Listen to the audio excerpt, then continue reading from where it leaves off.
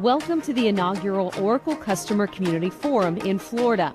9 utilities using similar Oracle products, stretching from Atlanta in the north to Miami in the south, gathered in Jacksonville to exchange insights and share best practices. Learning on how other utilities have implemented the product, how they use the product, and what kind of tips and tricks they use to help their customers. And I think those lasting relationships and collaboration is where we can learn from each other. David Siska is Oracle's Vice President of Product Design and Architecture, specializing in the utility industry. He highlighted a major initiative underway, a unified platform designed to give utility employees, including customer advisors, faster, more seamless tools to serve their communities. So we're bringing together components of the customer platform that had historically been separated. So things like the front office, customer experience management, we're bringing those closer together into a single unified experience that I think will really resonate with both the front office and back office users and really help all utilities to be able to serve their customers better. The day also featured discussions on storing utility data in the cloud versus on-premises, and how artificial intelligence will shape the future of Oracle products. It all added up to a powerful day of collaboration, knowledge sharing, and innovation in the utility software industry. JEA, building a stronger community.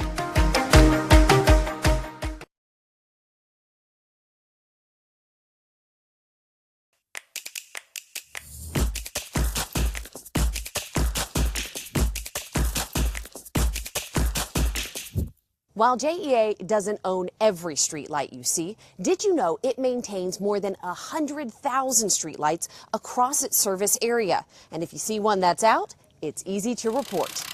Safety is a top priority for JEA, from protecting our crews in the field to keeping our neighborhoods bright and secure. JEA does maintain all the lights, whether it's lights that are on the COJ roadway or in a neighborhood. It's all maintained by JEA. Street lights play a key role in neighborhood safety and visibility. So when one goes out, reporting it is simple. Just use our website. Go to JEA.com, then click Outage Center. In the left-hand column, you can see the street light reporting map. And from there, you can identify and report a street light issue directly to JEA. Quicker, easier. It's easier for us to locate. It dials it down to an exact location. Simple repairs are done in 3 to 5 days. But if it is more complex, like a broken wire, it gets assigned to a service center, and that could take 30 to 45 days to repair.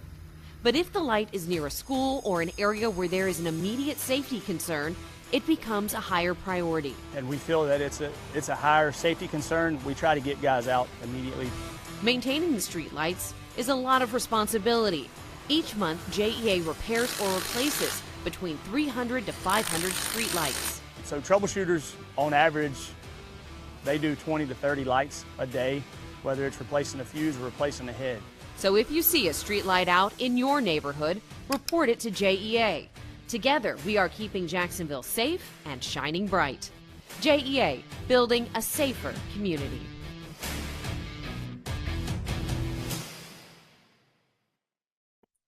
Okay. I'd like to call this meeting to order. That's an awesome video too, by the way. Katie and crew who did that. At this time, please join me in a time of reflection.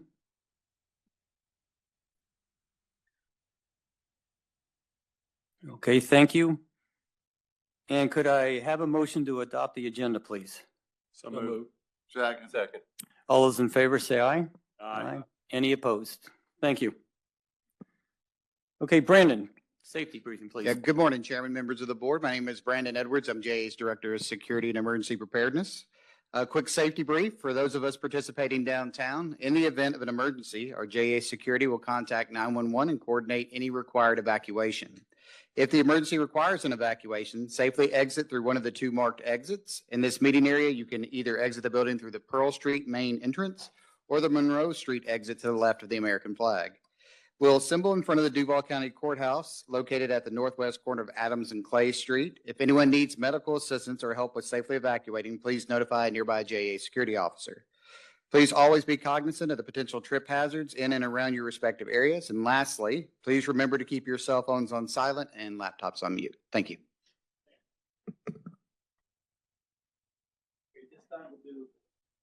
I'm sorry, at this time we'll do comments from the public, and Valerie Gutierrez, please. And just as a reminder, as the speakers are approaching, if you would give your name and full address, then you'll have 3 minutes. Hey, good morning, everybody. Valerie Gutierrez, 7650 Knoll Drive North, Jacksonville, Florida. I just here to introduce myself again. It's good to see some of the familiar faces and then some new board members. I've been with JEA for the last 28 plus years. I am currently a system protection and controls coordinator and also the president of the JSA association. So my vice president, Jeremy Pappy, is here with me. He has also just been elected as the VP. So, but I just wanted to introduce myself. There's the other thing that I wanted to kind of put out there is all 5 of the unions, JSA, LIUNA, ASCME, IBW, and PEA, will be making a $2,000 donation to a local food bank because we also understand the importance of supporting our community and making sure we give back to them as well. So we just want to thank you. Look forward to working with you guys again as the JSA president. So thank you very much. Okay, thanks, Valerie. And next, Mr. John Nooney, please.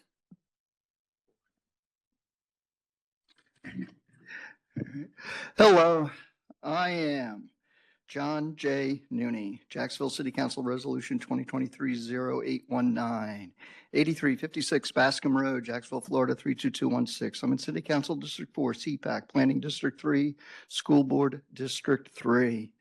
And I hope to be representing in the future JEA, Dr. Salem, opioid cannabis, public park on Pottsburg Creek, 2025-0019.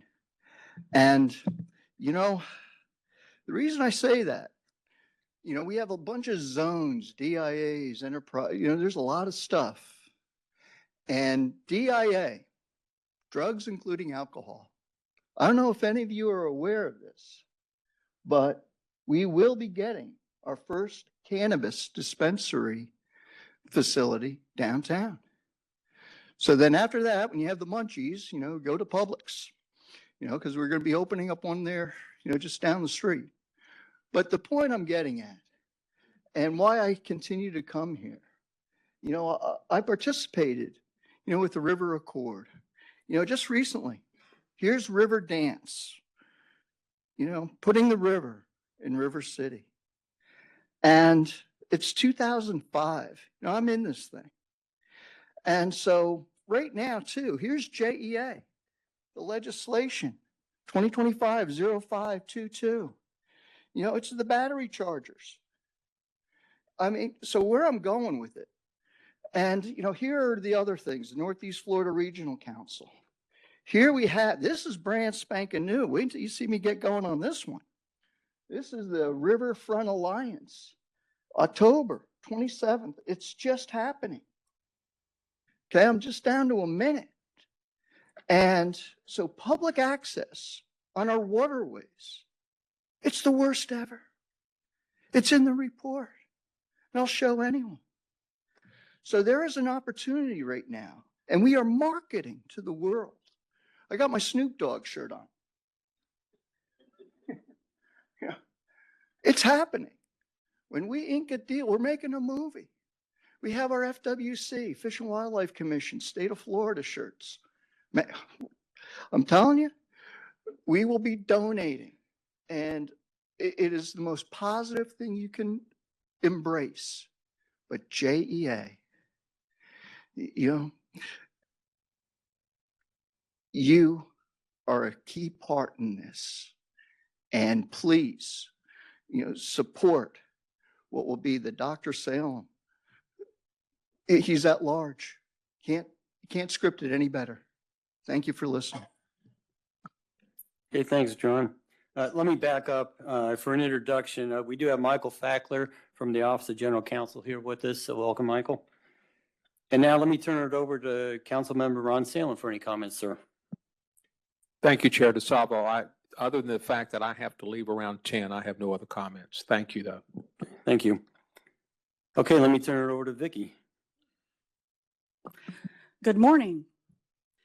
First, I want to recognize one of our employees, Alan Kellum, who took this picture of the full moon over Northside. He's an operator. So these guys work 24 hours a day. The plant is manned, and I just thought that was a great picture. So thank you to Alan for sending it to me. First up, I want to show our H2.0 Purification Center is almost complete.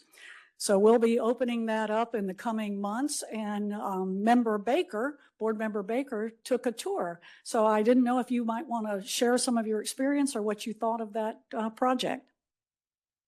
It's an absolutely stunning building and designed to help both grown-ups and children alike learn about water and the aquifer and JEA's role, and it was very, very impressive. Thank you. And Ryan Popko, the manager of Water and Wastewater Engineering, gave that tour. We'll be hearing more about Ryan in the coming slides. Thank you for taking the time, sir. Here we are at the Associated Industries of Florida Water Forum that was held October 17th.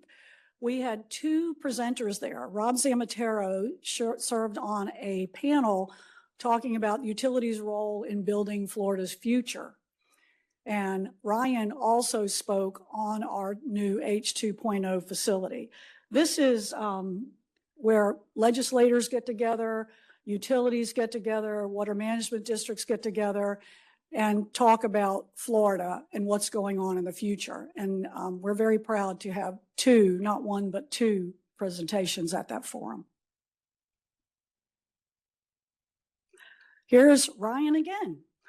The First Coast Manufacturers Association Excellence Award. I would ask that Juan and Ryan please stand up and maybe come forward so the board can see you. There they are. They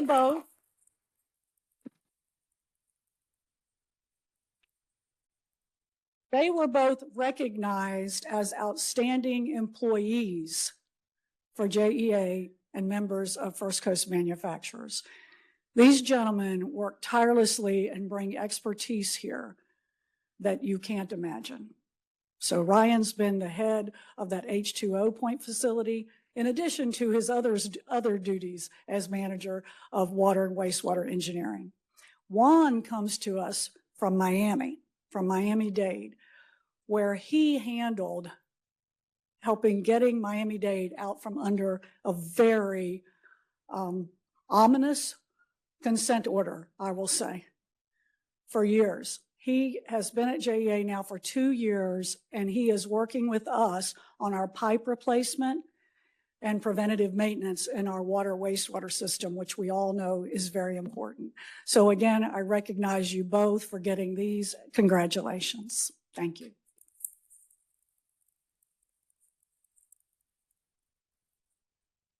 Next up, at the FMEA Building Strong Communities Conference, we won an award. We won the Building Strong Communities Award. In this photo, you see Greg Corcoran, the Director of Community Engagement and Project Outreach, and his team. So we were recognized for several things, among them Senior Day, our ambassador program, where we partnered with Junior Achievement and delivered 706 classroom presentations in the last 5 years, reaching 39,000 students. Extraordinary. We also got recognized for our college internship award, our program rather, and our Season of Giving campaign. So this team puts it all together and organizes it, and many of our employees participate in our outreach. So we're very, very proud to have gotten this award. No, thank you.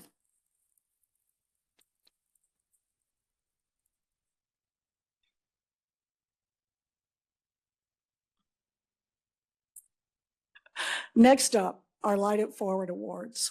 This is where we bring together people in the community and organizations that help our most vulnerable customers with their utility bills and offer financial assistance. We choose 3 individuals to receive these awards, and this year, those were Hope Brown from the Sulzbacher Center, Renee Saris from Elder Source, and Marilyn Darius from the Jewish Family and Community Services. This is just an outstanding program where we recognize those volunteer organizations that help out with our customers. And Raven did a wonderful job putting this together. And so I just wanted to recognize those 3 award recipients as well.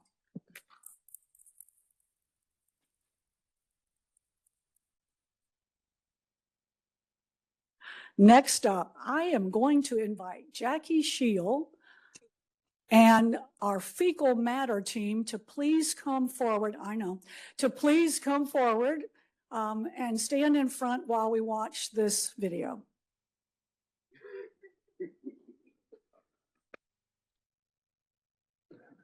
Get on it, Aaron. Drive it, come on. Real smooth, real smooth. There you go.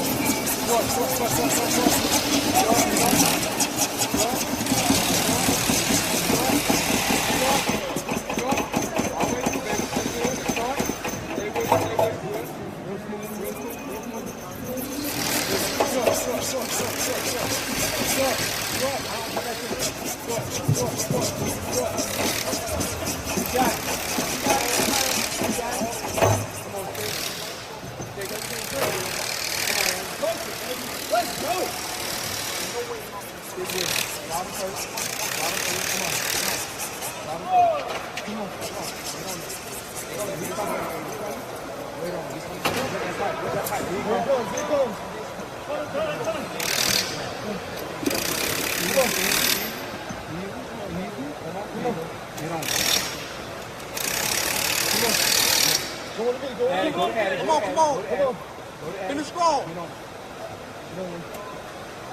on, boys. You got it. Let's go.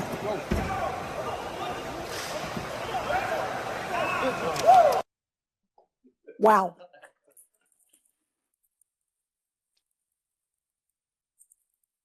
I have to let you all know that Chair DeSalvo leaned over to me and said, boy, they look like a great pit crew. So, Jackie, I want you to have the honors of introducing these gentlemen. All right. Thank you. Thank you, Vicki. Good morning, Chairman General DeSalvo, board members, and Vicki. And thank you for taking the time to recognize the accomplishments of our team at WebTech this year. As you can see, it is practically the Operations Challenge is the Wastewater Olympics. It provides the opportunity for wastewater professionals, both on the treatment side, which is, environmentally protection, and also to the collection and delivery side, which is the pipe. So it's not just brawn, it's the brains too, okay? So they go through 4, it's the team members of 4. There's 5 different events that showcases every one of these skill sets. So you have the laboratory where they do like a testing and it's a timed, and then you have the process control, the maintenance where they actually pull a pump, which is that bottom right picture, where they actually pull a pump like in a lift station to simulate that activity, and all of it is time. And then of course we have safety. We actually do a dead man rescues, as someone going down into a manhole, where you have to do every bit of this with your safety equipment on, and there's penalties if your hard hat falls off, if you don't have your harness connected correctly. So it really highlights. And then the last event, what you just saw right there was the big brawn, is the pipe repair. It's called the collections piece. So I'd like to recognize each team member as we scored. There's 2 different divisions. There's 21 teams in Division 2, which JEA, the Fecal Matter, competes in. We finished 6th overall out of the 21 teams. And we scored first in that collections event with 1 minute and 26 seconds, which is out of both divisions. They had the top score. So with that, I'd like to recognize every team has to have a good sponsor and a coordinator, as Mr. Manager Randy Ellis. And then the team members are Ryan Coe, he's the coach, Jason Jolly, Daryl Addy, Robbie Addy, Wayne Jones, Greg Geiger, Brent Mooring, and Patrick Etheridge. Okay. Not only that, these are industry leaders for us. These 2 stations that participate in these events. So we as JEA are big representation in the industry. So we go as judges, we go as sponsors for the events to coordinate all the events and actually judge all the time. And our judges are Kerry Lewis Jr., Mike Fowler, Zashadel Orbe, Christopher Swihart, Earl Davies, and Shay Duniford from our environmental team. She also too participates. Again, thank you. Thank you, gentlemen, ladies. Appreciate your efforts. Congratulations.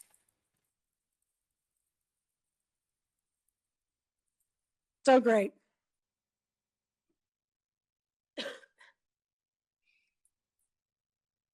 Next up, I want Rocky Waldrop to please come forward and the lineman teams.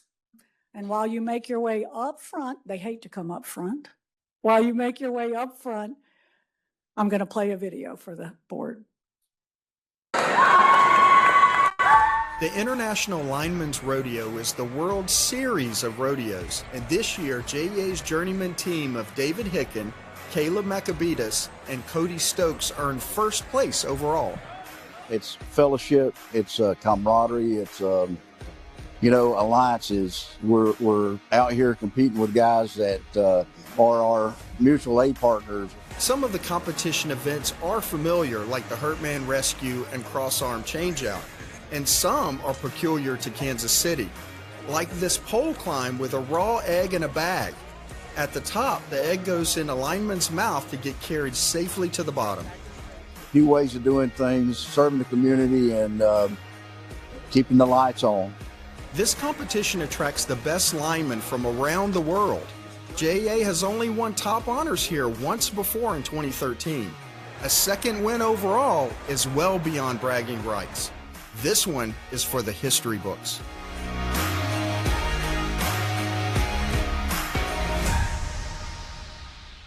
So proud.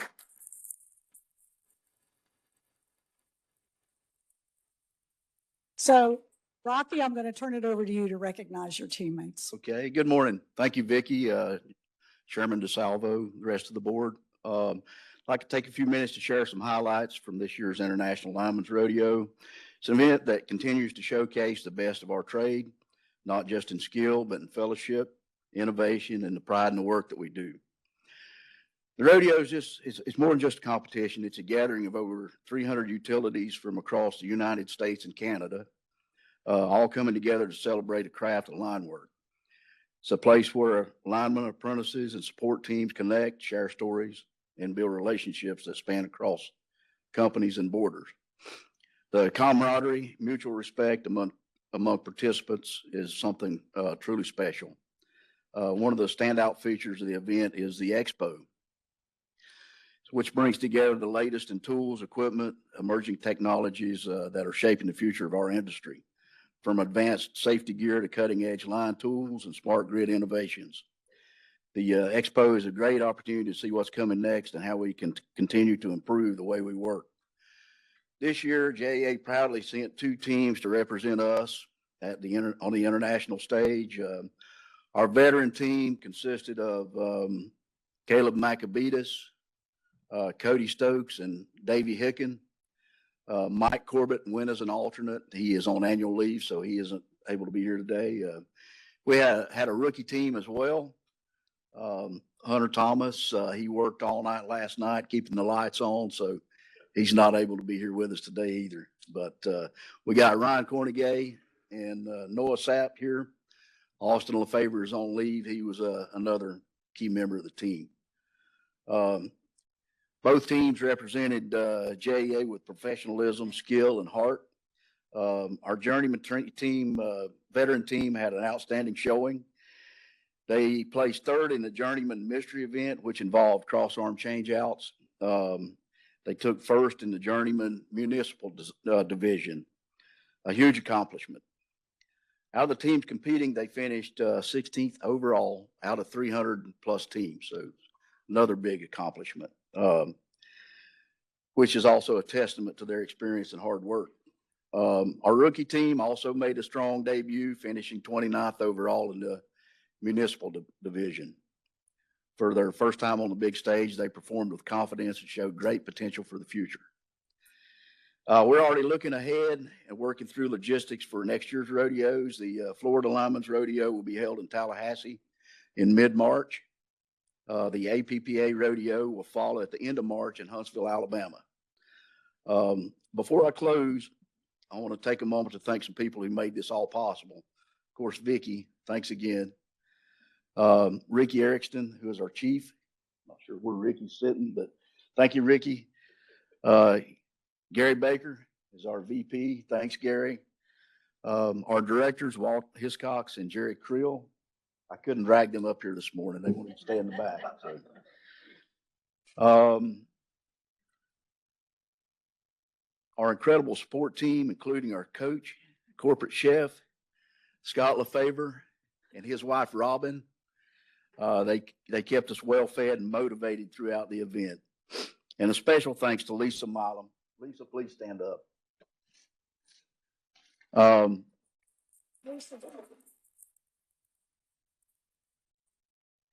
Lisa handled all the planning and scheduling for this year's rodeo. Her organization and attention to detail made everything run smoothly. These events are more than just competitions. They're opportunities to grow, to learn, and represent JEA with pride. And I want to thank everyone who supported our teams this year, and I look forward to seeing what we can accomplish in the year ahead. Thank you.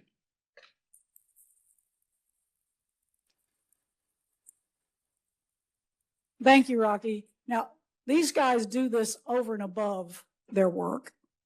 So they're just outstanding. And our trophies are over here. If you would like to have a look at them, board members, they're pretty impressive. I know Walt, he didn't want to bring that big one. I'm like, you're bringing the big one. It's a little heavy. It'll make it. It'll make it.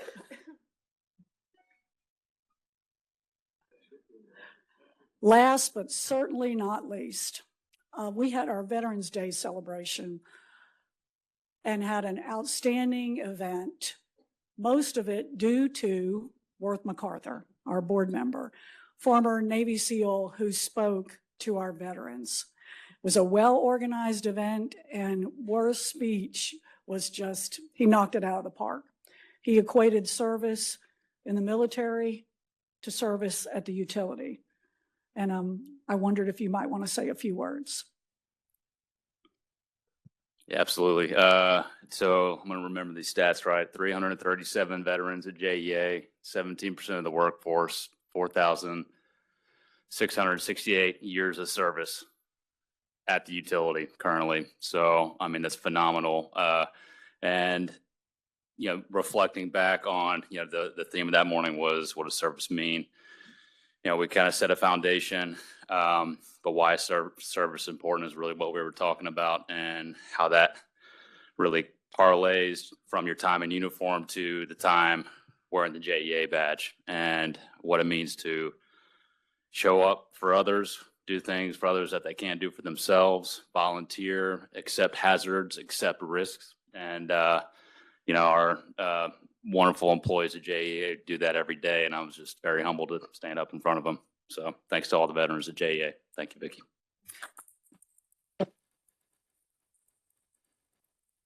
Thank you very much. Sorry that I went a little long today, but we had a lot to celebrate. At your meeting in January, we are going to be doing a presentation on the septic tank phase-out project.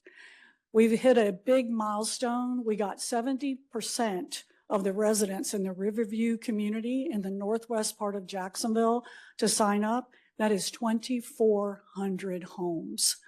So we're going to be meeting at City Hall with COJ this Friday and start the planning for implementing that septic tank phase out. So we will be giving you a presentation on that program and where we stand in January. And with that, sir, I will finally conclude my remarks. Thank you. Thanks, Vicki. That's, well, just fantastic efforts on all the teams, et cetera. And I think that's just indicative of what a tight team JEA is. So thanks. Okay, now it's Julie's turn. We'll do some JEA performance update. Julie, please. Thank you. Good morning. Quite a hard item to follow, especially since mine is so riveting and interesting. But we'll dig right in. I have 2 scorecards for you today, and we will start with our final fiscal year 25 results. The engagement metric, seen there at the top left, ended our year at 79, as was reported last October. And the safety metric, lost time incident rate, was 0.22. Of course, our true target is always 0, but the scorecard target is still very challenging at 0.4, and we came in 45% lower than the target. In the customer loyalty section, our customer satisfaction results as measured by J.D. Power landed in the 3rd quartile for both residential and commercial, missing our target of the 2nd quartile. The total customer bill ended the year in the 1st quartile, which means our total bill, including electric, water, and sewer, was one of the lowest in the state. Moving to the business excellence section, we ended the year under budget by 6%. Now, this represents an amended budget, which was approved by the City Council since we ended up with more sales than we anticipated, which then resulted in additional expenses. But there is a more in-depth variance report found in the Finance, Governance, and Audit Committee package if you would like to view that. Then looking to the right, our electric reliability metric, SAIDI, or System Average Interruption Duration, ended the year at 49.27, which was well under our target of 65. We were just shy of making the clean energy goal of 16%. That includes the power we received from Plant Vogtle, solar energy we purchase, and a little bit of landfill gas energy. Our water reliability metric measures the pressure in the system and is represented by average minutes under 30 psi, and it came in at 2.96, 15% under the target. The sewer metric measures sanitary sewer overflows per 100 miles of pipe, and it ended the year at 0.34, 41% under the target. And last on the page, outages of essential business systems came in at 3, 70% under the target of 10. Overall, a great report for our fiscal year 25 scorecard. Any questions on that one before I move on?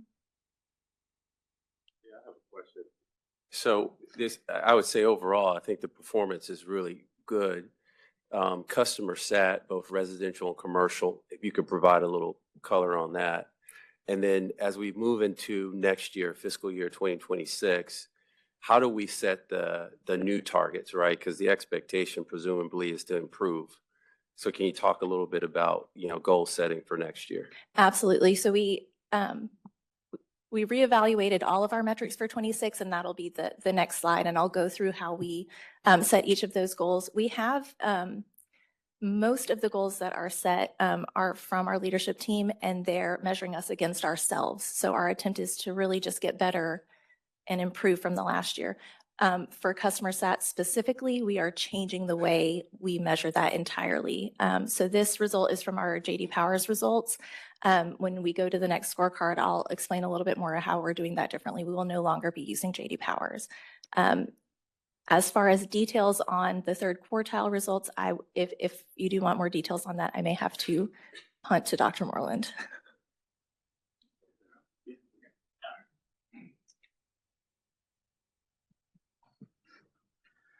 Thank you for the question through the chair. The 3rd quartile in customer satisfaction was less than desirable simply because J.D. Power changed the way they measured. We dropped about 12 points, all because of the way they went about scoring. If they would have left it alone, we would have maintained the 2nd quartile, which we would have been very happy with. But moving forward, we believe we have a better way of measuring our ability to, satisfy our customers, and you'll see that as we move along, and I'll be happy to talk more about that as we move forward. Thank you. You're very welcome. Charles, before you leave, did J.D. Powers give any explanation for the change in measures? Is there a bar that utilities should be keeping up with due to regulatory changes? Can you speak a little bit more about that? Yeah, thank you for the question.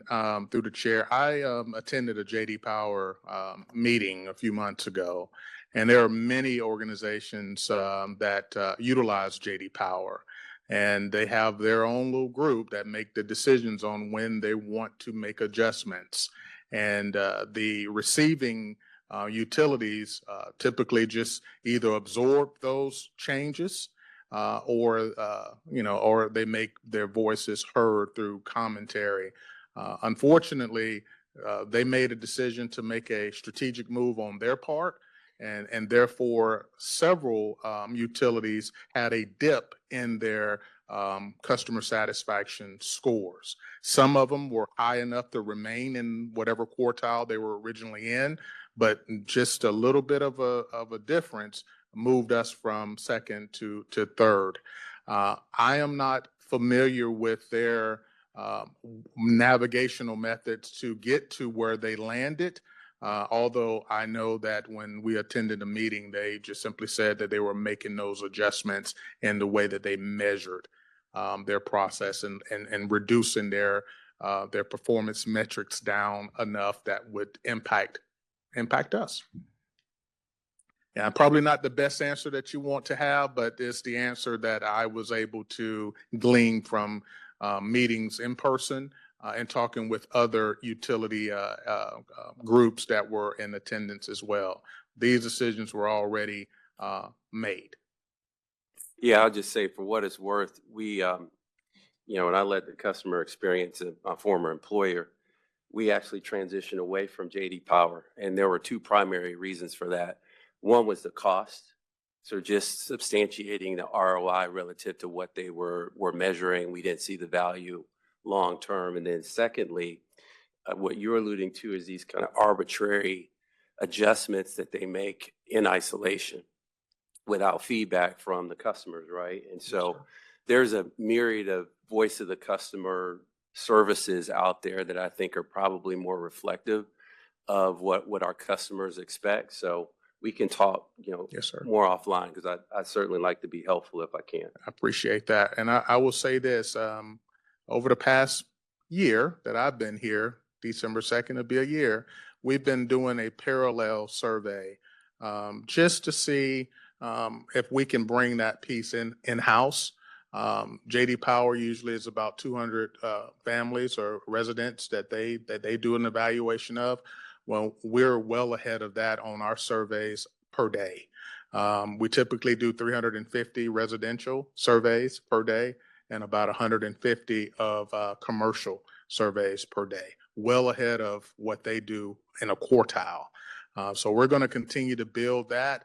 We seem to be doing well in that regards, but we also have stretch goals because we don't want to just sit there and feel good about what we're doing. We put some stretch measures in there so that we can look forward to reaching. You'll hear Julie speak more about that as she works through her presentation.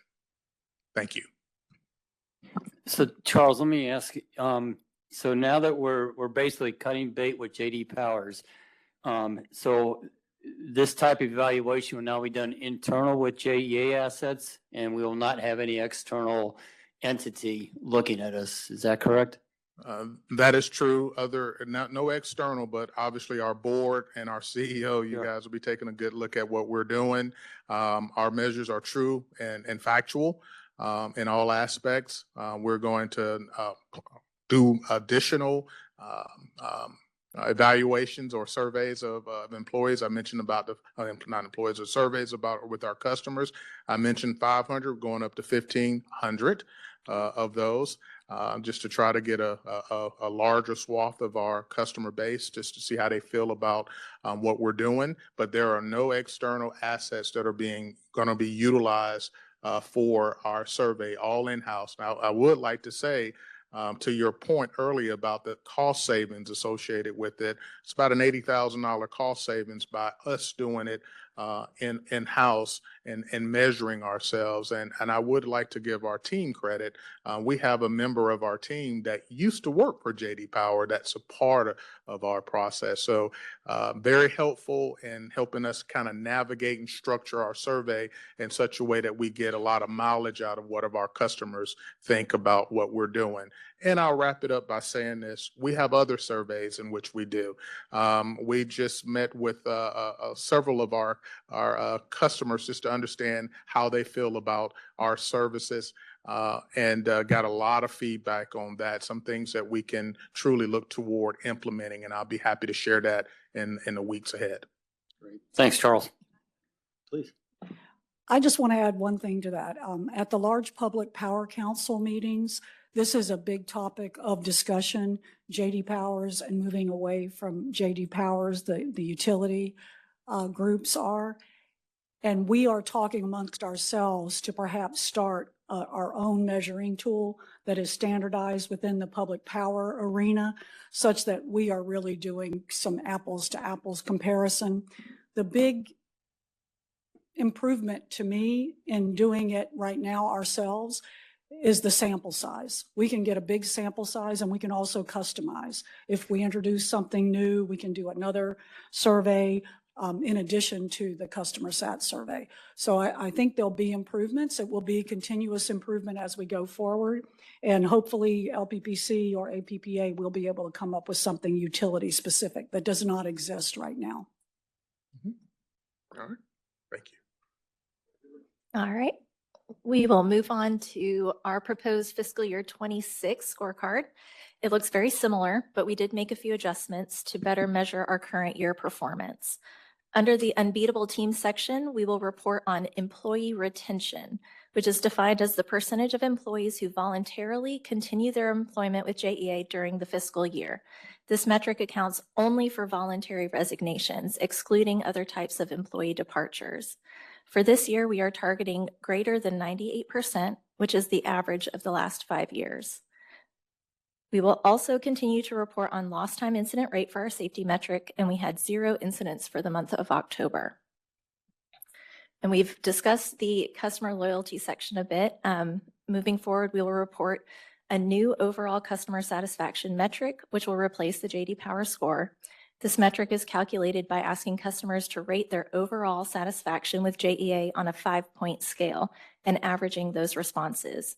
And as Dr. Moreland said, unlike JD Power, which provides around 200 responses per quarter, we will target 1,500 responses every 3 months, providing a more stable measurement. The target of 3.89 is based on our baseline established in fiscal year 25, the first year of measuring customer satisfaction this way. For October, we scored 3.75. Our other customer loyalty metric will be first contact resolution, which is defined as the percentage of customers who report that their issue was resolved during their first contact with JEA through one of the following channels: the Customer Service Center, Commercial and Residential Contact Centers, JEA.com, the JEA app, or our IVR system. The target of 78.8 is based off of our fiscal year 25 average and represents a statistically significant improvement. And for October, we came in under target at 76.9%. And business excellence at the bottom is split between financial metrics on the left and reliability metrics on the right. The financial metric targets are aligned with our pricing policy and are the metrics the rating agencies focus on for us. And I'll give you some quick definitions. So our debt service coverage measures the ability to meet our annual debt service obligations, calculated as net revenues divided by annual debt service. Our days of liquidity measures the system's ability to meet operating expenses and required contributions using unrestricted and restricted funds, including capacity from available revolving credit facilities. Debt to asset ratio measures the extent to which the system's assets are financed through debt, including overall leverage. And our fixed charge coverage is a metric we are focusing on for the electric system specifically. And it is close to debt service coverage, but considers other fixed financial obligations in addition to our debt service. The biggest ingredient of these fixed charges are our annual debt service included on our MEAG-Vogtle purchase power agreement payments. Just for scale, our fiscal year 25 fixed charges included in the metric were $214 million, of which Vogtle was $175 million. And that's relative to our regular electric system annual debt service of $90 million.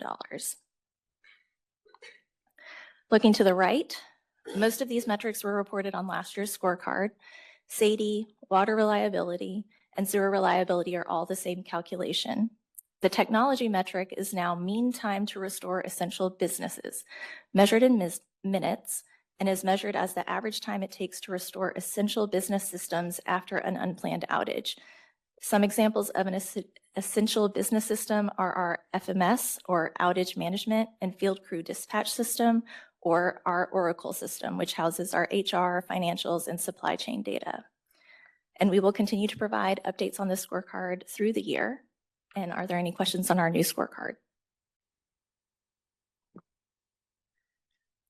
I just want to add one thing. We are also looking at an employee engagement survey. We haven't landed on what to use yet, so we will be adding that. And I'll be talking to some local business executives about what they use. One of them being Mrs. Suarez to my right. So we are we're going to land on something this year before the year is out. Thank you. Any other questions? Great. Thank you, Julie. Thank you. And it's still me, so I'll just keep on going. All right, I will be presenting our monthly financial update, and we will start with revenue and expenditures. While 1 month into the fiscal year is not very indicative of our execution of the budget, we wanted to discuss this variance report and the footnote at the bottom. The budget column we will be comparing ourselves to through the year does not include contingency. And if you recall, during our budget workshop in the summer, we proposed setting the budget at a higher sales assumption to provide room for weather impacting revenues and expenses. And while that budget is the official approved version, internally we will measure ourselves against a lower sales scenario, assuming a normal weather year.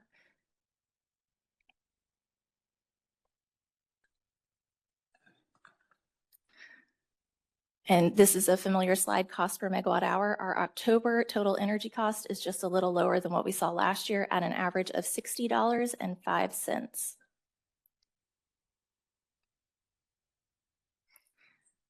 And just as a reminder, our O&M budget for the electric was set at $325 million, and our capital budget was set at $420 million, which does not include a $10 million contingency line item we included for our budget submission. The forecast at this point in the year is calculated based on a historical trend, but it will get more refined as the year goes on.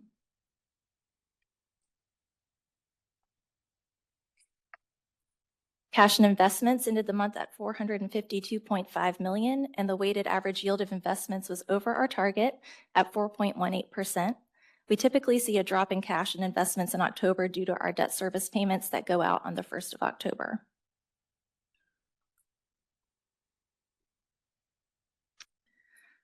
All right, moving to water. Water is a similar discussion to electric, and 1 month is not very indicative on our performance yet, but we will be reporting on this monthly, and this does consider the budget that is less our contingency.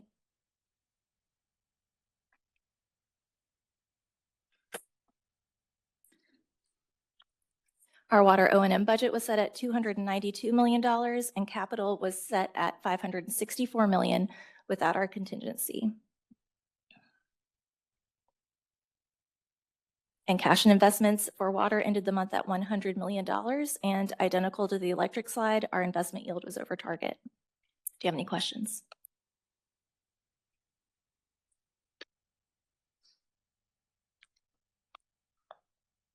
Thank you. Thanks, Julie. Now we'll go to the consent agenda, and could I ask for a motion to approve the consent agenda? So moved. Second. Second. All those in favor say aye. Aye. Any opposed? Thank you. Okay, now we'll go to the Capital Projects Committee report with Rick Morales. Thank you, Chairman. The Capital Projects Committee met on October 31st. I want to thank Member John Baker for being there and also Worth MacArthur for attending. The first item on the agenda was brought to us by Rob Zamatero, Chief Water System Officer. The staff recommended for approval of the upgrade of the road leading to the new H2O facility. The project is to pave the road and add drainage, which will minimize the operation maintenance costs due to the high volume traffic expected. The committee held, discussed, and voted for the board to approve a $600,000 project increase for a new maximum indebtedness for the H2O facility of $84,106,772.37. And we bring that to the board for approval. The motion from the committee. Okay. And could I have a second to that motion? Siri, are you okay? Yeah, she's talking. She didn't understand, so. Second. Thank you. Okay, discussion. Okay, all those in favor say aye. Aye. Any opposed? Pass. Good, thank you. Thank you. We also received some other project updates from Rob during the meeting. For informational purposes only, the Southwest Water Reclamation Facility expansion, the expansion to support the continued growth in the Southwest service area. The request for proposals will be were advertised in October, and design is anticipated to begin in June of 2026. In addition to the Arlington East Purification Facility, the purpose of this project is support JEA's comprehensive water resource plan and sustainable reclaimed water use to help meet Senate Bill 64 in eliminating non-beneficial service water discharge and address the projected demand exceeding the current consumptive use permit allowable by 2028. Design and construction solicitation will go out in January and February. The final guaranteed maximum price for construction of the package will be brought to the Capital Projects Committee in the spring of 2028. In addition, the Hogan's Creek Energy Plant expansion has started, and this new expansion will feed the Stadium of the Future, the Four Seasons, the Jaguar headquarters, and hopefully other new development in the area. Construction began in October, and the staff was able to share with us great news that they saved over $400,000 in tax saving by direct purchases, which is just a great improvement, something the utility was not taking care of originally, or not participating in originally, which is great. Then Ricky Erickson gave us a couple updates. First on the Fulton Cut expansion. Ricky provided the update that the purchase of the various materials and expected arrival and the presentation was received for information only. It is proceeding on schedule. Then Ricky gave us a update on the combined cycle plant. On September 26th, the JEA executed a reservation agreement with GE Vernova. GE Vernova was on site last week negotiating the purchase equipment agreement to be finalized with the contractual terms. JEA's next step will be regulatory approval, project procurement, and board engagement. For the regulatory approval, staff will submit the needed petition for power to the Florida Public Service Commission and submit a site certification application to the Florida Department of Environmental Protection. The project procurement staff will issue and evaluate engineering, procurement, and construction solicitations, and they will continue to report back to the board. Our next committee meeting is on February 11th, and we invite all board members to attend. Thank you very much. Great, thanks, Rick. Any questions at all? Great, super job. Thanks, Rick. Okay, now let's go to the Finance, Governance, and Audit Committee with MG. Thank you, sir. The Finance, Governance, and Audit Committee met last week, November 12th. Myself and my fellow committee members, Worth MacArthur and Kwanzaa Suarez attended, and board member John Baker attended as well, joined us as well. Thank you, John, and all of you.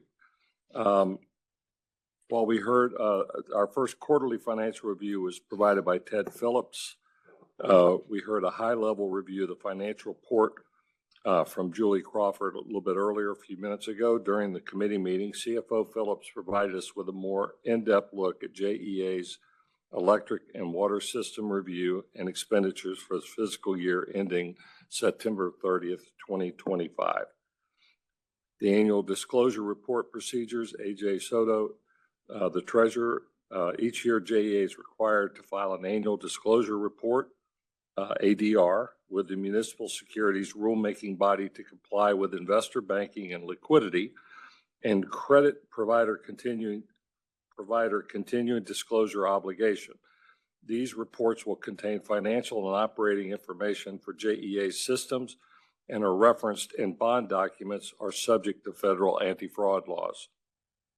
The board can reasonably rely on qualified staff to prepare the ADRs through a sound process. After today's board meeting sometime in mid-December, the board will be provided with electronic drafts of the ADRs to review and provide comment prior to the adoption at the January 2026 board meeting. Prior to the January 2026 meeting, staff will provide substantially final drafts that will include the appendices as well as redline versions, comparing them to versions for the board that the board received in December. The staff report to the board in January will state compliance with the disclosure policies and procedures and ask for approval of the ADRs so they can be filed to meet our disclosure obligations. Modification and miscellaneous charges and fees. This is an action item. Dr. Charles Moreland, Chief Customer Experience Officer, and Victor Blackshear, Director of Financial Planning and Rates, made a presentation. The electric and water tampering fees are currently $200 plus additional fees as applicable. Staff proposed to increase the electric and water tampering fee to $300 additional fees to cover the true cost to investigate the tampering. The current water cross connection fee is $0 at this time for unauthorized water connection installed to bypass the meter and obtain water illegally. Staff is proposing to increase this fee to $500. The proposal also includes prorating water usage for a minimum of 3,000 gallons of water sewage when there's a meter bypass connection, which is intentional. Meter install return trip fees, second type of fee. The JEA does not charge a fee for the first service trip to install a meter.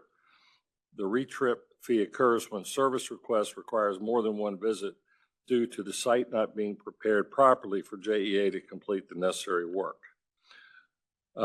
New construction, so forth, where the contractor hasn't prepared the site properly. In case the board asks about site readiness, address not posted, meter box broken, or not properly installed tap installations. Currently, the cost of a retrip is $25 for each unsuccessful service attempt. That does not cover JEA's cost. Staff is proposing to increase each retrip to $85. For example, 4 trips cost $340. The proposed fee recovers the cost of meter specialists completing a service request. Current fees are located on JEA.com. It's important to note that these charges and fees have not been revised for 10 years for the tampering and 20 years for meter retrips. So our costs are significantly higher. A requested action, Mr. Chairman, the committee voted to recommend the board approve adopting the modifications to the electric and water and sewage miscellaneous charges and fees documents. I have a second on that motion. Second. Any discussion? All those in favor say aye. Aye. Any opposed? Passed. Thank you, sir. Downtown Water Treatment Plant authorization for condemnation. JEA, this was provided by Jordan Pope, Senior Vice President, Administrative Services. JEA has identified approximately 2 acres adjacent to the existing water main to support the expansion, operation, and reliability of JEA's downtown water sewer to meet growing demand. JEA received an appraisal May 25th in the amount of $1,087,300. Real Estate Services is negotiating with the property owners, but has not reached an agreement. Alternative sites have been considered. However, this property meets technical and operation requirements. Staff requested condemnation authority to avoid project delays and impacts to service reliability. The requested action, Mr. Chairman, is the committee voted to recommend the board approve the condemnation authority should negotiations prove unsuccessful. Okay, could I have a second on that? Second. Any discussion? All those in favor say aye. Aye. Any opposed? Passed. Fiscal year 25 internal audit results and the fiscal year 26 internal audit plan. This was provided by Lee Montanez, Director of Internal Audit and an Enterprise Risk. This presentation consisted of 2 parts. Fiscal year 25 internal audit results. There were a few notable points I would like to share. As of October 15th, 95% of the audit plan has been completed. Audit rated 69% of audits satisfactory or better. Internal audits spent $50,000 less in external audit fees because of staff's work. By switching audit software packages, internal audit was able to save $30,000. An advantage of the new software is a 46% reduction in audit reporting duration. For fiscal year 26 internal audit strategy, in alignment with the Institute of Internal Auditors, internal audit has developed the following strategic objectives: embedding continuous auditing into the audit function, transforming internal audit through quality and innovation, enhancing audit planning efficiency. A rolling audit plan, October 2025, first 6-month plan based on key stakeholders, internal and external inputs, emergency preparedness, call center operations, end-of-year audit support, etc. March 2026 enterprise-wide surveys and updated inputs from stakeholders will define the rest of the audit plan.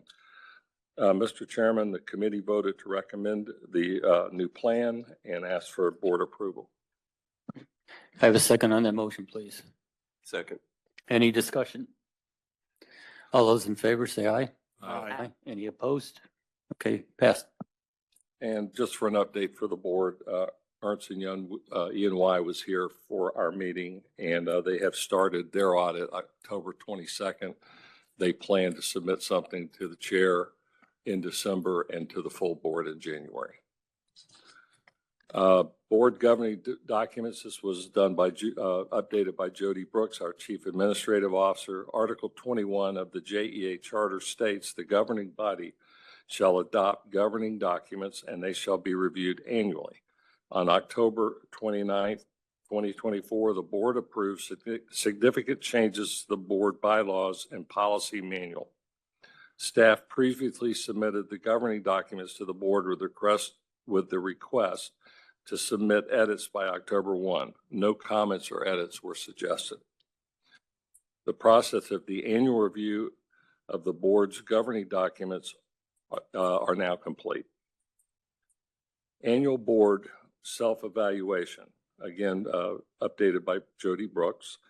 It's the time of year for the, again, for the board to conduct self-evaluation. The self-evaluation is based on the criteria as outlined in Appendix 2 of the board policy manual. Following today's meeting, the board will receive the electronic evaluation and will be asked to complete the evaluation by December 31st. During the January 21st, 26 Finance, Governance, and Audit Committee meeting, Ms. Brooks will provide an overview of the results. That's our report, sir. Great. Thanks, MG, and committee members on it. It's a lot of work. Thank you. Okay, let's go to collective bargaining union agreements with Diane Moser, please.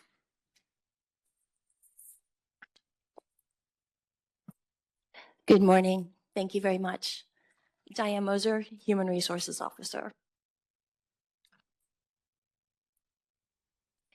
JEA has 5 unions, which represent about 78% of our workforce. Each union represents employees and classifications of similarly situated work. The unions and types of work they represent are listed in the chart before you. We are pleased to be here today to present for your consideration and approval 4 individual collective bargaining agreements with 4 of the 5 unions. The Professional Employees Association, which is PEA, the American Federation of State, County, and Municipal Employees, which is AFSCME, the JEA Supervisors Association, which is JSA, and the International Brotherhood of Electrical Workers, which is IBEW. We remain in good faith negotiations with the Laborers International Union of North America, and that's LIUNA, but we did not want to hold up the process for the other 4 unions because they were ready to come forward.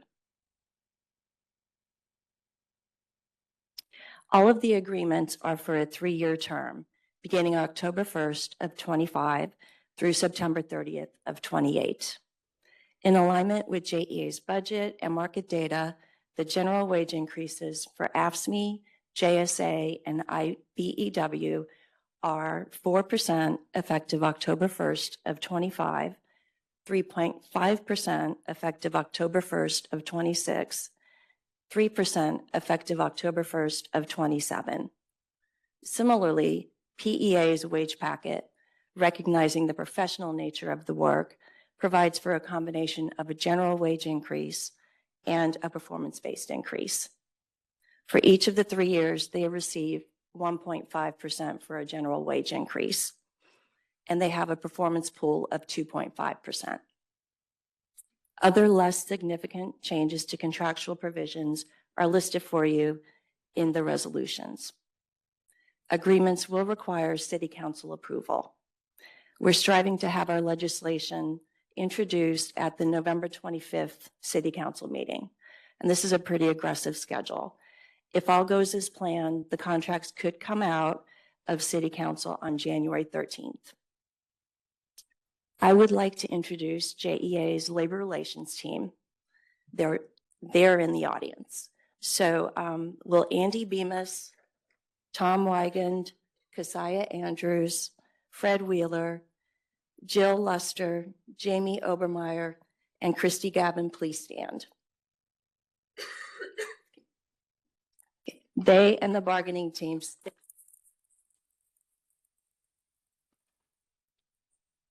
They and the bargaining teams for the unions spent countless hours at the bargaining table. Thank you, guys. You can sit. I'd also like to recommend that those that I call names for stand as well. So we have the union representatives here. For PEA, we have Jennifer Backmeister and Felita Rackley. For AFSCME, we have Kathleen Crow and Nicole Holt. And I know I saw Earl, so Earl Davies, please stand too. JSA, we have Valerie Gutierrez and Jeremy Pappy. And IBEW, we have Herb Taylor and Marvin Webster. And thank you for all the hard work you guys put in. We recognize it. So thank you.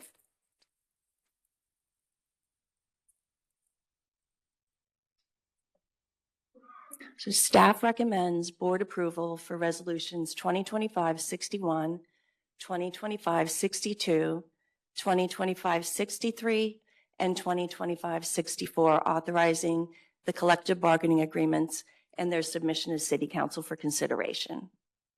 Okay, thanks, Dan. Could I have a motion for that, please? So moved. Second. Any discussion? Yeah, just a question. So Lyuna, I think, is outstanding. Correct. So the other four have been ratified. Do we have a sense of kind of where we go from here in terms of ratification with Lyuna? Sure, that's a great question. We're back at the table with Lyuna on Monday, November 24th. So the only thing that's outstanding is wages. All right. Okay, all those in favor say aye. Aye. Any opposed? Motion passed. Thank you. Thanks, Dan.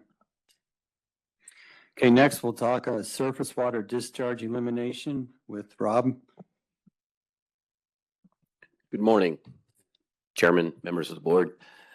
I'm here today to update the surface water discharge elimination plan, which is related to Senate Bill 64. But before I dive into the project and the update, I'd like to give you some history and context to how we got here today. So last week, there was a board meeting at both Swanee River and St. Johns River Water Management Districts.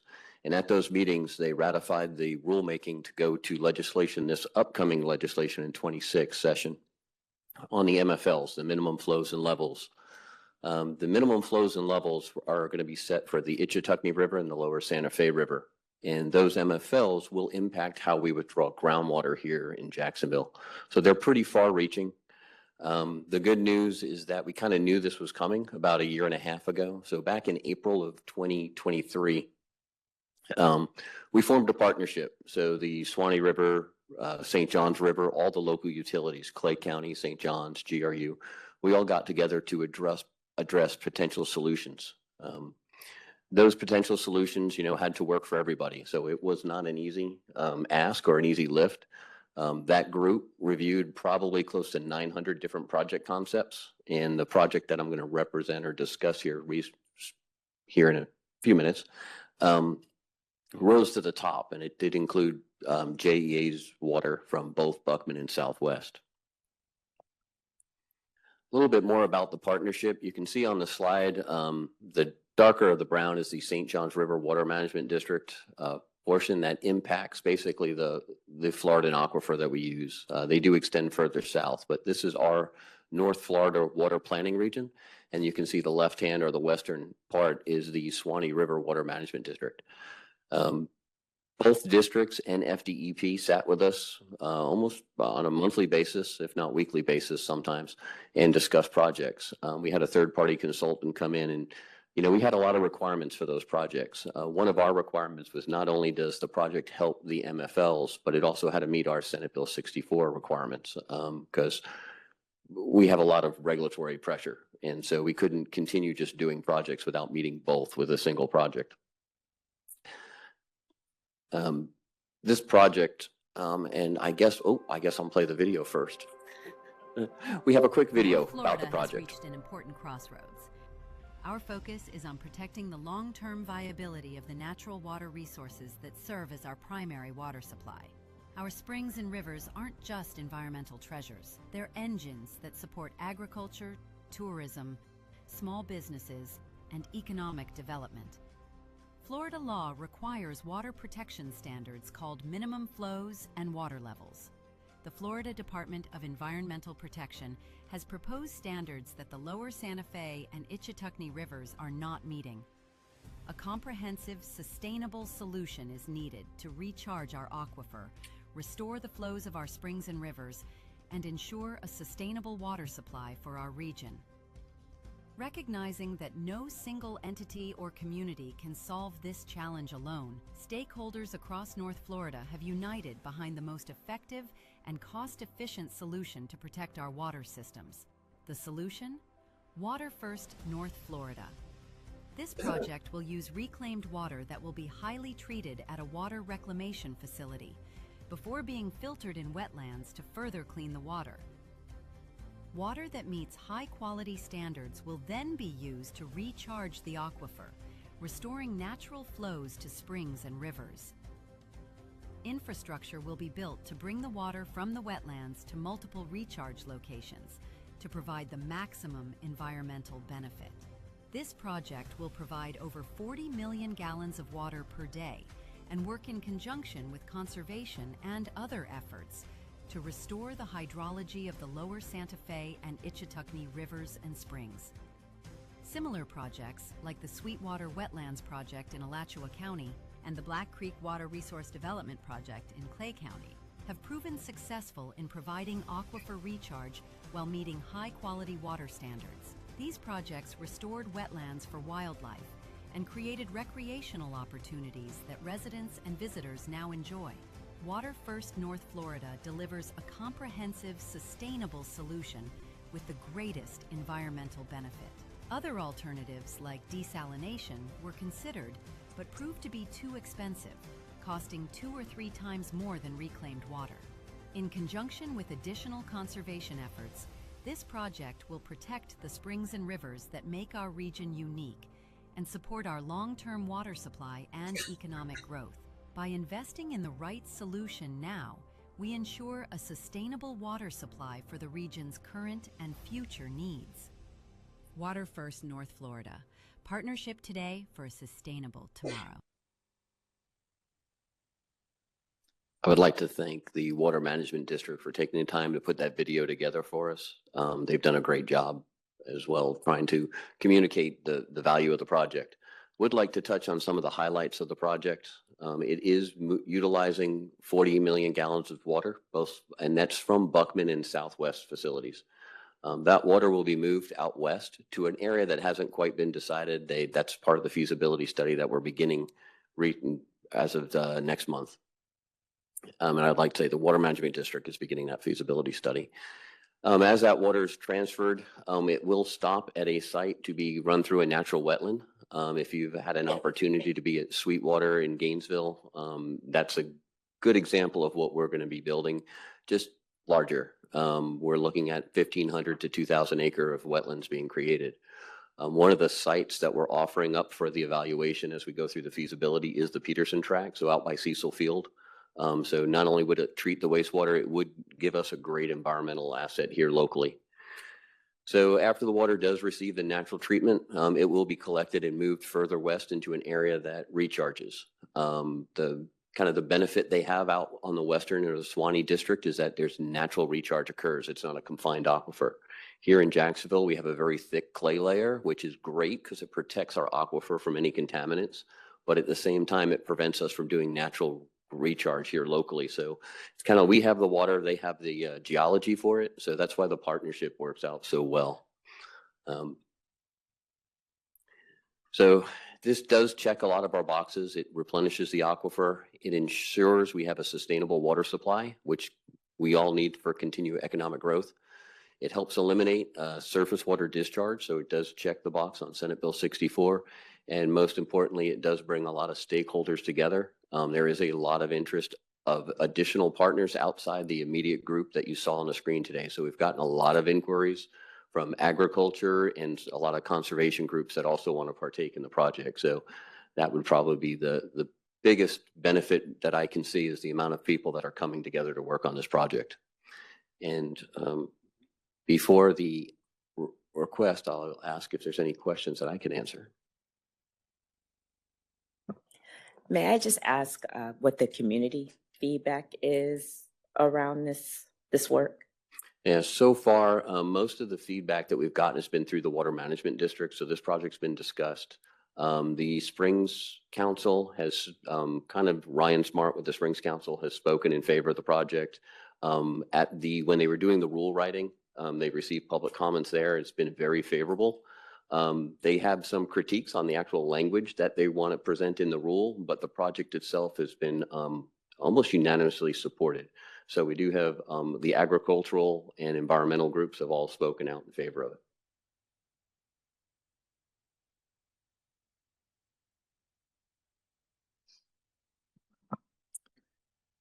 Okay, could I have a motion to pass this, please? So moved. Second? Second. Thank you. Any discussion? Yeah, I just Please, want John. to make a point.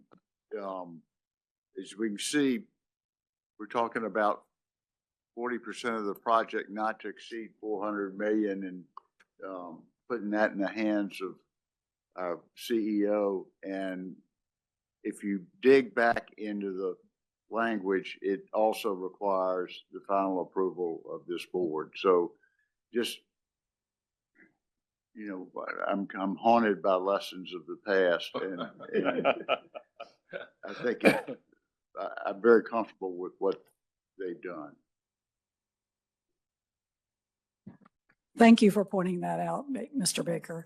What this does is enables myself to go through, there's going to be a lot of small agreements that have to be executed and do that, but we will continually bring updates to not only the Capital Projects Committee, but this board for approval. So any large expenditures will still go through the Capital Projects Committee and the board. Thank you for bringing that up. Great point. Any other discussion or questions? All those in favor say aye. Aye. Any opposed? Motion passed. Thanks, Rob. Thank you. Okay, next we'll do the Florida Power and Light Power Purchase Agreement. Well, Gary. Morning, all. Good morning.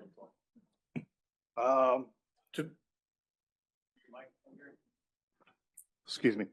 So today I'm here for board's consideration and approval up to 100 megawatt increase in the FPL 200 megawatt PPA and associated transmission service with Florida Power and Light.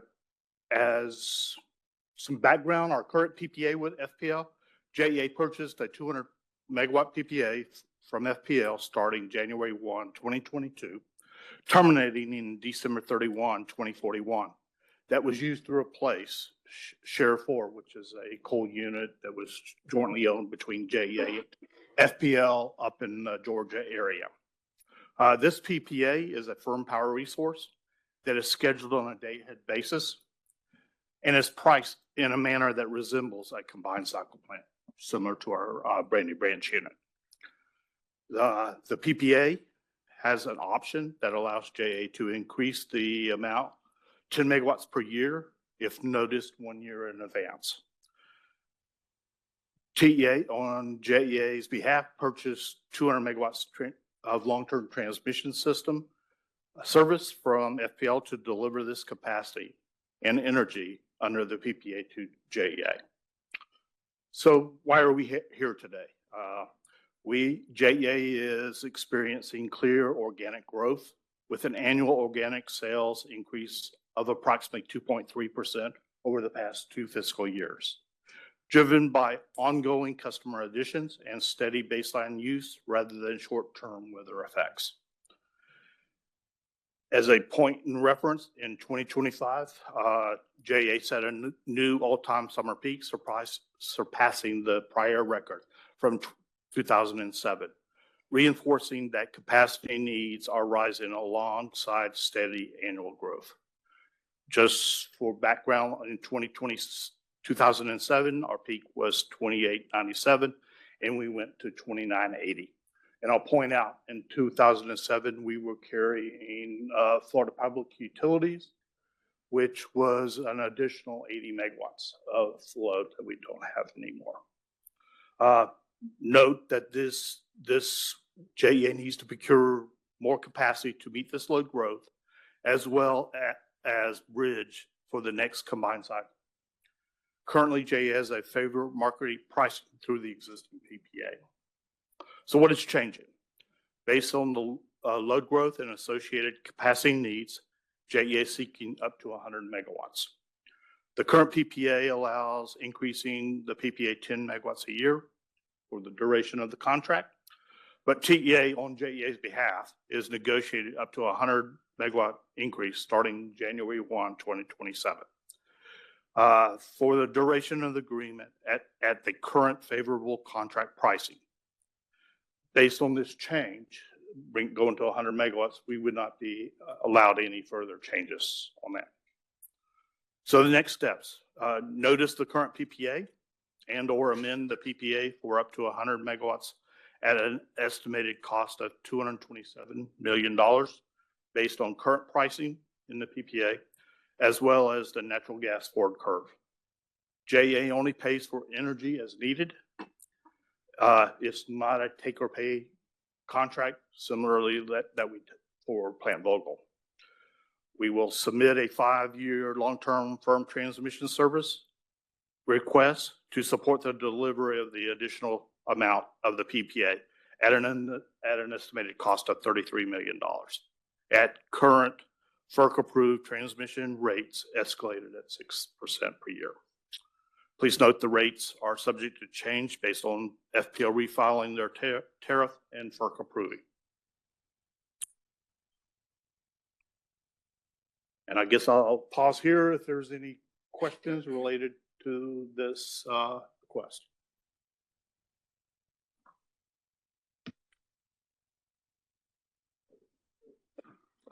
The power, the energy we get from Florida Power and Light, how does that compare per kW to Vogtle, for example? Much cheaper. Yeah, well, yeah, I figured that. What's the difference? It's 1/10. The capacity payment that we pay is just under 17 million a year. It's about 1/10 of what the debt service on Plant Vogtle. Plant Vogtle.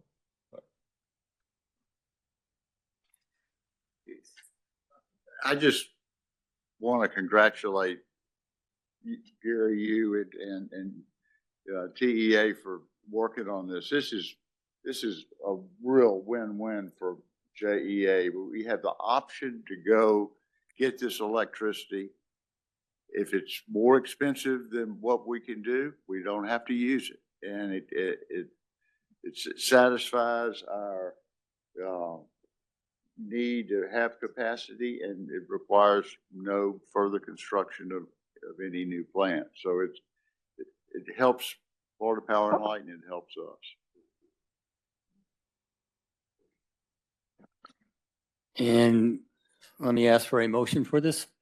So moved. Mr. Chair, if you could ask the staff to what the requested action is that they're going to be voting on. Could you just read the slide, please? Thanks. Yes. Sorry. Staff requests board approval of resolution 2025-60, authorizing the increase of the Florida Power and Light purchase power agreement of up to 100 megawatts for approximately $227.2 million, and an increase up to 100 megawatts of transmission service at approximately $33.1 million, and authorize the managing director, CEO, to execute all required documents. Okay. Could I have a motion, please? So moved. Second. All those in favor, or discussion, excuse me, any discussion? All those in favor, say aye. Aye. Any opposed? Motion passed. Thank you, Gary. Thank you.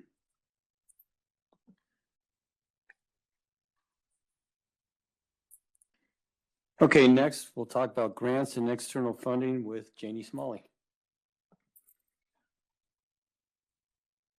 Good morning, and thank you for having me here. I'm excited about this opportunity to share the work, the meaningful work that our team is doing to support JEA's mission through grants and external funding. But before we get started, I'd like to introduce my team. In the room, we have Tabitha Rice, who started in April 2025 as the grant specialist. We also have Happy Leos, who started in May as a summer intern and continued as a co-op. And our newest member is Catherine Monroy, who started just this month in November. And I'm Janie Smalley, Grants Manager for JEA. Thank you.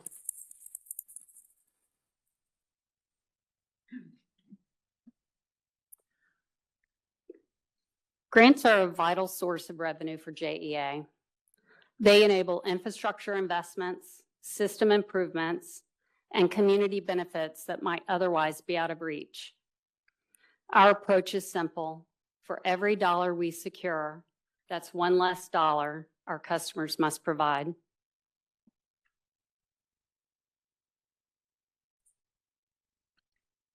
So, how did we get here to this landscape of wins? Before 2022, JEA had some grant success, but no dedicated staff to support it. About 2 years ago, the leadership team asked me to take on grant development as part of my role, and that's where the story began.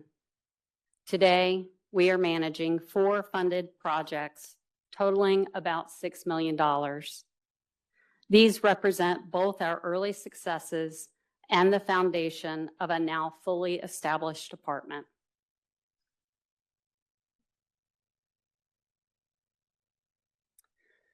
In August of last year, JEA made the strategic decision to create a dedicated grants and external funding department. Today, there are 6 applications pending award notification, totaling almost $74 million. It's worth noting the percentage of total costs that we're pursuing. On average, we're targeting funding to cover 54% of the total project expense. It's a strong indicator of JEA's commitment to fiscal responsibility and maximizing return on investment.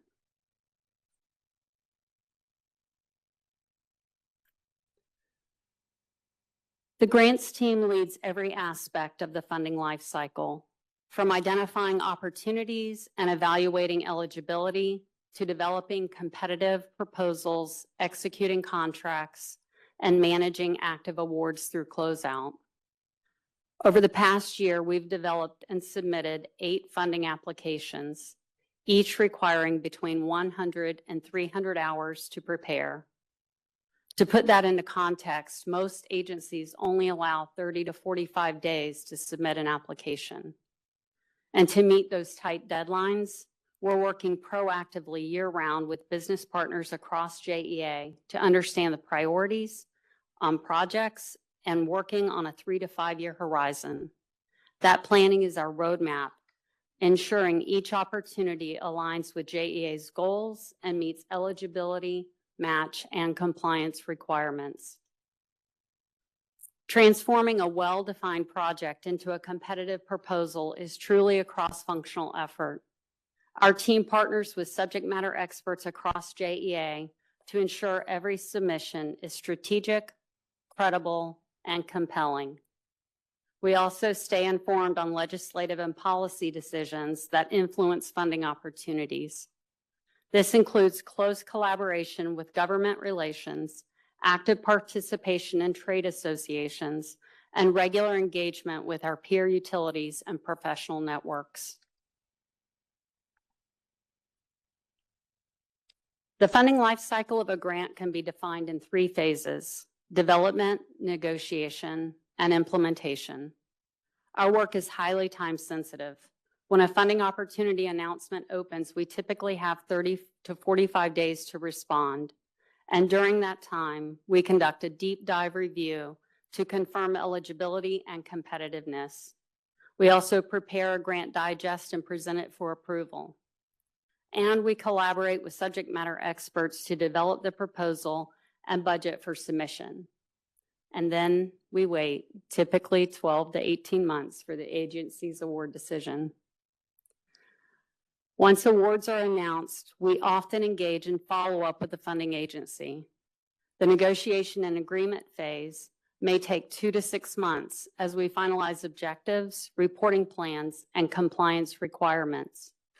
After the grant agreement is executed, our team develops implementation tools, schedules reporting deadlines, and sets up recurring touch points with our project teams. And the implementation phase is where the real work happens. We ensure compliance with grant conditions, we coordinate documentation and reporting, and track progress to keep projects on schedule and in alignment with the funding requirements. This careful coordination across teams ensures success from contract to closeout. Today, I've talked a lot about our wins and our submissions, but our work goes beyond developing a proposal and winning an award.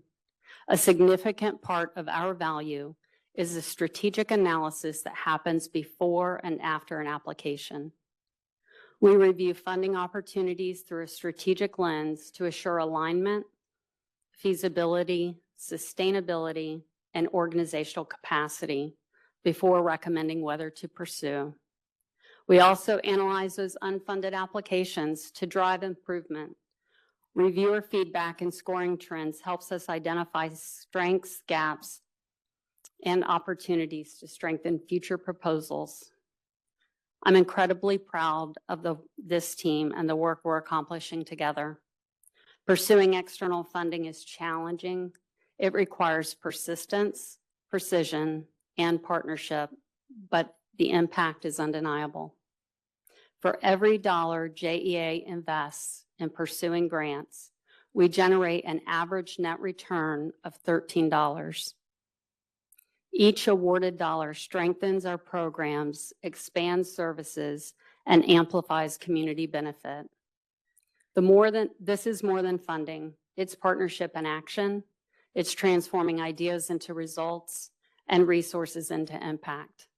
Together, the grants team is driving sustainable growth, measurable success, and lasting impacts for JEA and the communities we serve. Thank you very much for having me. I'm happy to answer any questions.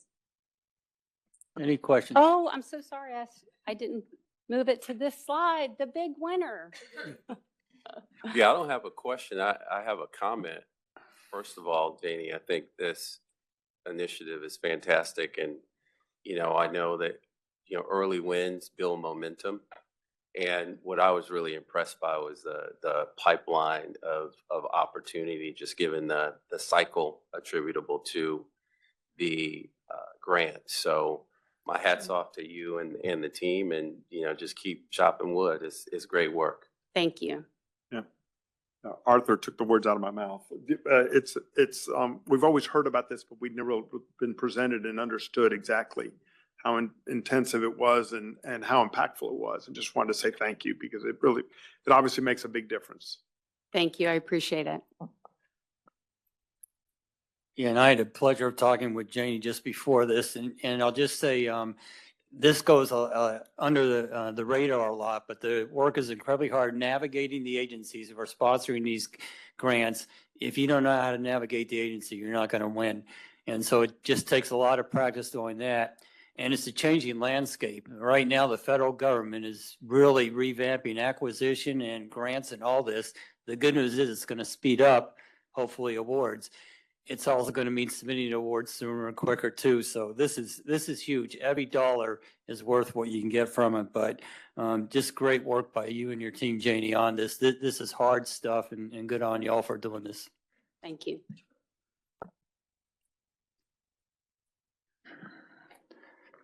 Okay. Any other new business or open discussion from any of the board members?